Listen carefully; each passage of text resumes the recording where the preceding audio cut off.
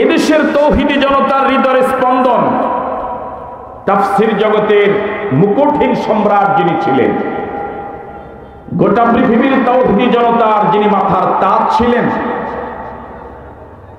শুধু মুসলমান নয়, ধর্ম বর্ণ নির্বিশেষে সব মানুষের যিনি প্রিয় ভাজন ছিলেন, শহীদ আল্লামা দেলাওয়ার হোসেন সাঈদী। তিনি বলেছিলেন, আমরা আপনাদের শত্রু নই। বলেন না?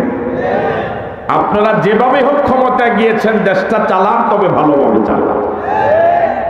ওনার এই কথাটাকে ওরা কানে নিয়েছিল? কথা বলে না কেন? নিয়েছিল?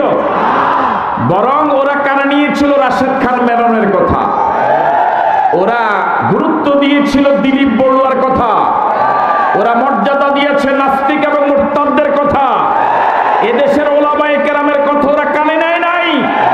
সুতরাং ফলাফল যা হওয়ার তাই। ঠিক নয় কি? উনি বলেছিলেন, আপনার বাবার আকাশ চুম্বী জনপ্রিয়তাকে যারা মাটির সাথে ধসে দিল, মিলিয়ে দিল, ওদেরকে আপনি মন্ত্রী বানিয়েছেন। কথাগুলো মিলে যায় না? 80% মিলছে। 100% কি আপনারা জবাব দিচ্ছেন? ওনার কথাগুলো কি 80% মিলছে? মিলে গেছে 100%? আল্লাহু আকবার।